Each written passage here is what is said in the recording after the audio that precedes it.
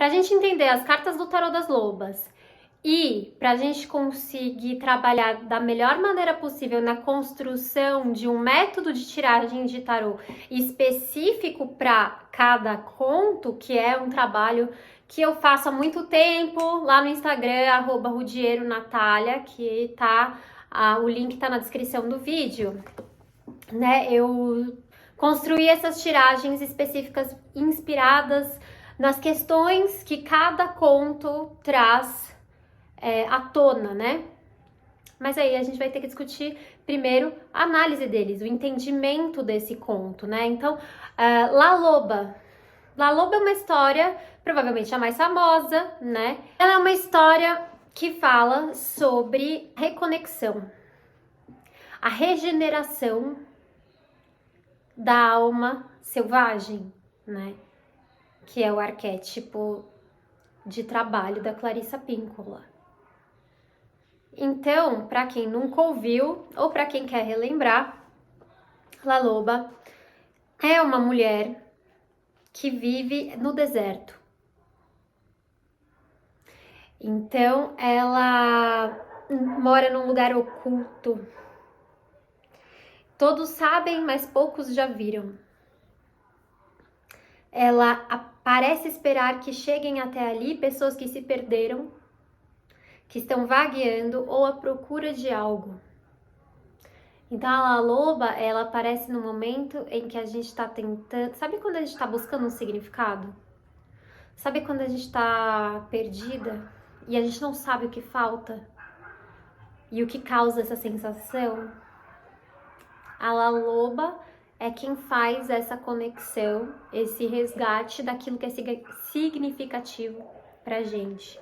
Aí a gente tem a descrição dessa figura, que é uma mulher circunspecta, quase sempre cabeluda, invariavelmente gorda, e demonstra especialmente querer evitar a maioria das pessoas. Ela é introspectiva, a gente encontra com a loba na introspecção. Ela sabe crocitar e cacarejar, apresentando geralmente mais sons animais do que humanos. Ela está intimamente conectada com aquilo que é selvagem, com aquilo que é primitivo, com aquilo que é da nossa natureza. Ela se comunica com isso, ela estabelece uma relação com isso, ela nunca perdeu uma relação com isso, né? Quando a gente cresce e vai reprimindo aspectos nossos, a gente vai perdendo esse contato com partes que ela nunca deixou para trás. Então, esse aspecto habita a nossa psique, é o aspecto do mago. Inclusive, ela é a maga no Tarô das Lobas. Ela é tanto a maga quanto o julgamento.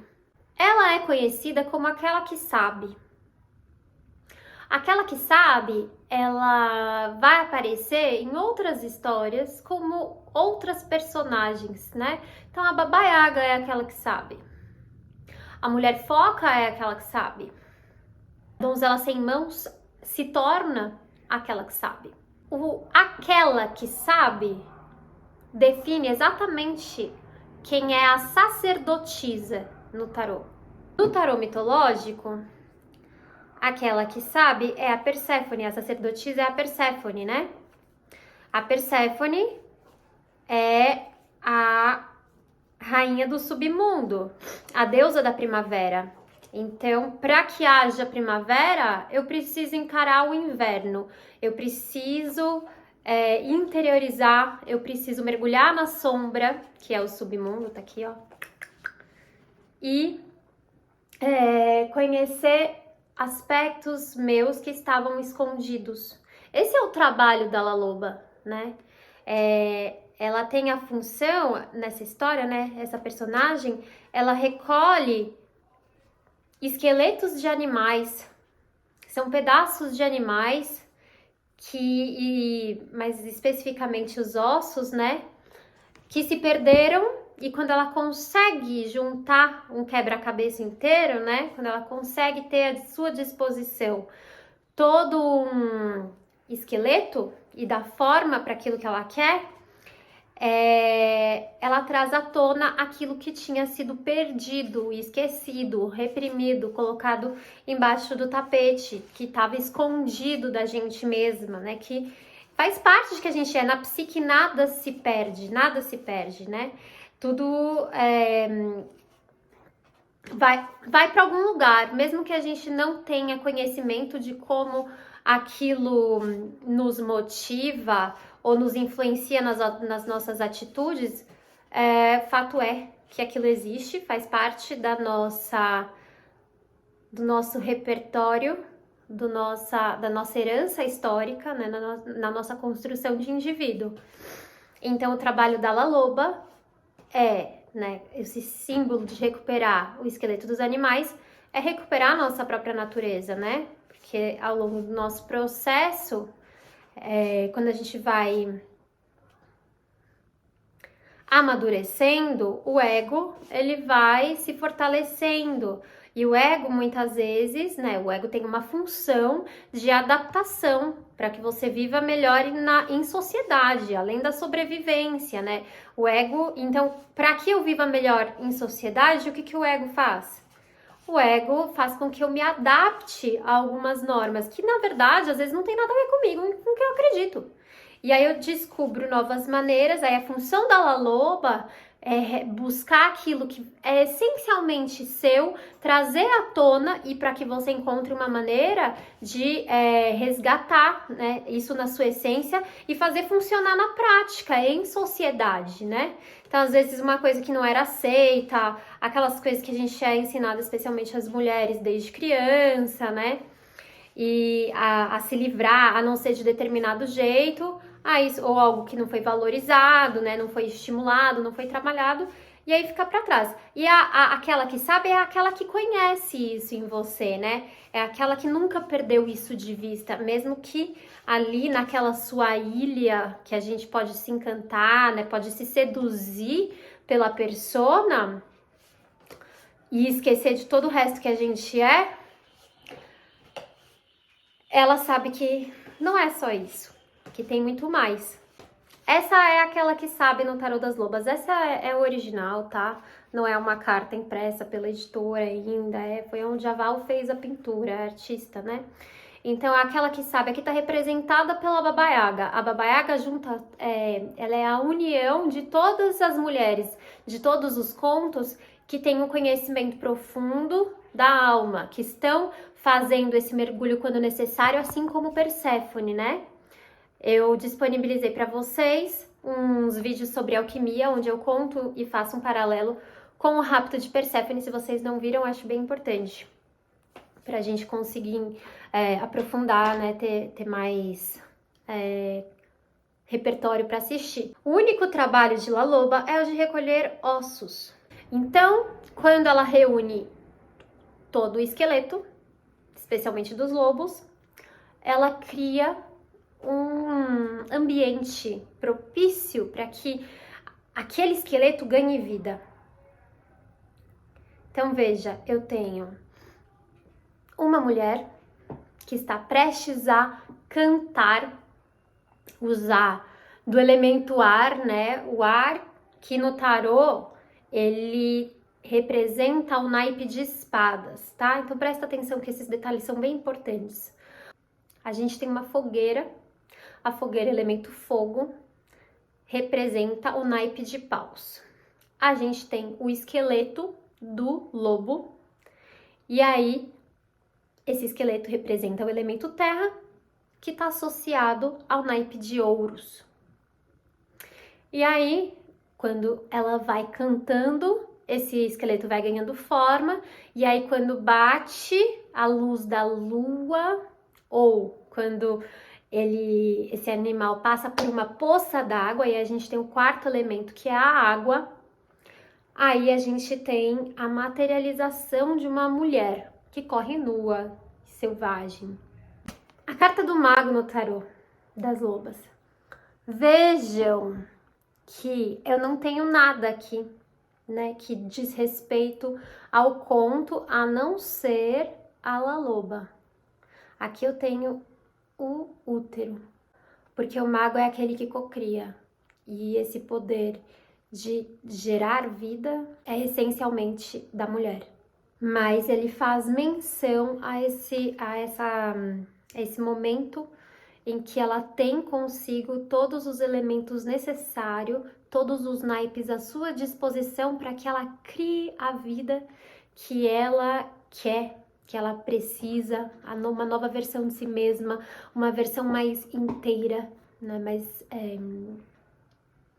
Que resgata coisas que já eram da sua natureza, né? E agora dá uso para isso, que antes estava escondido. Eu fiz uma observação, eu acho importante falar sobre isso, que é o lance da cocriação, que é uma coisa que a gente ouve muito por aí. E cocriar não eu acho perigoso, especialmente quando a gente está falando com mulheres, né? Porque cocriar no Brasil não é simples assim. Eu não posso trazer toda esse peso para uma pessoa numa leitura. Quando a carta do mago sai numa leitura, ela é muito positiva, tá? No geral, né? Porque nenhuma carta é positiva ou negativa, elas são tudo, inclusive elas são os dois ao mesmo tempo, depende de como ela é colocada, né? Então lembra que ela trabalha com a sombra, a La Loba. Se você não souber como usar e como dialogar com a sombra, você pode se iludir. O mago é um ilusionista também, né? Esse é um problema quando a gente usa essa cocriação, é um engano, né? Eu tenho minhas ferramentas à minha disposição para criar, beleza, aquilo que está ao meu alcance. Eu acho que é importante não romantizar, que é uma coisa que quando a gente entra na linguagem simbólica, é fácil de cair nessa armadilha, né? Então lembra, a gente depende de uma estrutura social para concretizar, para materializar, para cocriar, né? Então você cocria até um certo limite. Por quê? Porque você é mulher, né? Porque você é mulher e sua condição salarial não é igual a dos homens. Porque o machismo, ele é estrutural. Então é muito mais delicado do que aquela coisa do machismo explícito, a mulher com a violência doméstica que não é só psicológica, mas de fato é uma violência física, ou o estupro, tá muito sutil, né? O opressor, ele tá cada vez mais sorrateiro como o diabo, você não vê como ele atua, ele se mostra inclusive como se ele não tivesse a intenção de atuar, né? É como o racismo, e aí a gente tem uma questão de raça no país. Então você está falando com uma mãe negra, ou com uma mulher negra, a condição dela cocriar é igual a de uma mulher branca? Né? Então, pessoas negras carregam uma herança histórica que colocam essas pessoas em lugares de menos privilégio, de menos acesso social e econômico. Por isso que você chegar e falar, né? Lógico que é interessante você trazer uma esperança para a consulente se assim se mostra o jogo, mas pé no chão. Senão a pessoa vai lá e aposta todo o dinheiro dela numa coisa que é muito mais complexa. Eu mesma já fiz isso, né? E eu tô num lugar de privilégio. Vamos usar com responsabilidade. Assistam o vídeo sobre ética e responsabilidade no tarô. Não é para excluir, não é para te levar para um outro mundo onde você está desconectado da realidade. Inclusive, o papel da La Loba é justamente fazer a ponte entre opostos, entre extremos, né? No tarô mitológico, a gente tem como mago o Hermes. O Hermes, ele é o psicopompo, ele é o deus mensageiro, ele é o comunicador, ele é Mercúrio. Mercúrio na astrologia, para quem conhece, rege comunicação. Ele tem asinhas no pé, porque ele vai para qualquer lugar que ele queira, então ele vai levar um conteúdo de um lugar para outro, né? Do inconsciente para o consciente.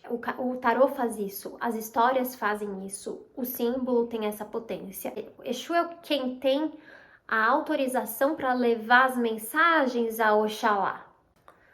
É ele quem tem acesso ao self. E esse é o ponto, né, da La Loba. Esse é o ponto do mago. Ele pega as ferramentas dele e aí ele leva para fora, né? Para a materialidade, para a prática.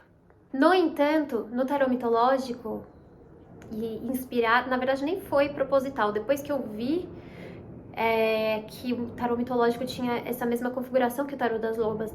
Foi intuitivo, mas a La Loba também está presente no julgamento. Então eu tenho dois momentos muito próximos, né, dentro de uma mesma história. Um é a hora que ela se dá conta de que ela tem tudo o que ela precisa para dar forma àquilo que ela pode, né? Então aquilo naquele momento, o que você pode fazer está à sua disposição. No julgamento, a gente tem a transformação, a regeneração, o renascimento. Então, La Loba tá em dois arcanos maiores. O Hermes no tarô mitológico também, né? Ele tá ele é o mago e ele é o julgamento. Porque ele traz de volta para a consciência aquilo que estava adormecido, aquilo que havia se perdido. Ele faz a conexão entre uma parte e outra. Mulheres, né, podem cocriar? Claro que elas podem cocriar. Isso depende muito mais de uma questão externa a nós do que puramente interior. É esse o engano que eu quero evitar, tá? Essa consciência é fundamental se a gente quer se comunicar com responsabilidade dentro das éticas do amor. E eu acho que o papel do tarô ou do símbolo também e da nossa individuação é que ela sirva pela também conscientização do coletivo. Então, o ponto do cocriar, né, que o mago é capaz de fazer, que a Isis faz, né, e a Clarissa até cita o mito de Isis, a deusa egípcia, na reconfiguração, na reconquista, na reorganização do corpo do seu esposo Osíris, né, ela depende não só de si, tá? Isso é bem fundamental para que a gente também não entre num lugar depois de culpa por não ter conseguido fazer esse movimento da maneira que a sua expectativa dizia que era o correto, entendeu? Existem camadas e camadas aí que influenciam nessa cocriação e isso é muito importante ser considerado. E aí, quando a gente está falando da carta do julgamento, né? Eu quero trazer um paralelo com o tarô tradicional aqui. Esse é o tarô do Smith-Waite. Todas as outras variações do Waite vai ter essa imagem com anjo, com chamado, com os mortos levantando de suas covas, né? Que representa aquilo que estava guardado. Beleza, agora ponto importante, né? Por que é diferente de outro arcano que tem a função da conscientização também, né? A torre é um arcano que fala sobre uma tomada de consciência muito repentina, é muito importante, né? Mas por que ela é diferente do julgamento? Primeiro porque o julgamento, ele não é tão doloroso quanto a torre. A torre é muito repentino, ela é uma surpresa, ela é uma coisa que tipo te choca e você fala, mano, e agora? Nossa Senhora, como eu vou desver isso aqui? Não tem como. E o julgamento, você já tem mais repertório, você já tem mais estrutura psicológica, porque a torre é o arcano 16, o julgamento é o arcano 21. Então tem uma diferença, eu tenho mais tempo, né, no meu processo de amadurecimento, entendeu? Eu tô mais pronta, tô mais preparada. E o julgamento, ele levanta aquilo, não é doloroso trazer aquelas coisas à consciência, porque eu já passei pela torre então, sabe? Já aconteceu tanta coisa antes, que a hora que eu cheguei no julgamento, eu tô pronta para recomeçar. Vou colocar esse negócio para funcionar, porque na sequência tem o mundo, que é a conclusão, que é a Koniukshu, né? Eu tô pronta para atuar na quaternidade da maneira mais inteira possível, aqui usando as minhas 4 funções, pronta para realizar uma coisa que eu tava esperando há muito tempo, né? É super importante o arcano do mundo, que é o que vem na sequência do julgamento. Eu acho muito fundamental a gente entender a sequência. De onde vem o julgamento? Ele vem do sol e ele vai para o mundo. Então eu venho de um movimento que na alquimia, que tá nesses vídeos da Perséfone, o rapto de Perséfone e as fases alquímicas, assistam se vocês não entenderem o que eu vou dizer agora, que é o julgamento, ele tá entre a albedo e a rubedo, né? Então eu tomei ali muito conhecimento. O sol, ele revela tudo que há para ser visto, né? O sol, ele alumia, ele traz lucidez. E o mundo, eu realizo, eu concretizo a rubedo, né?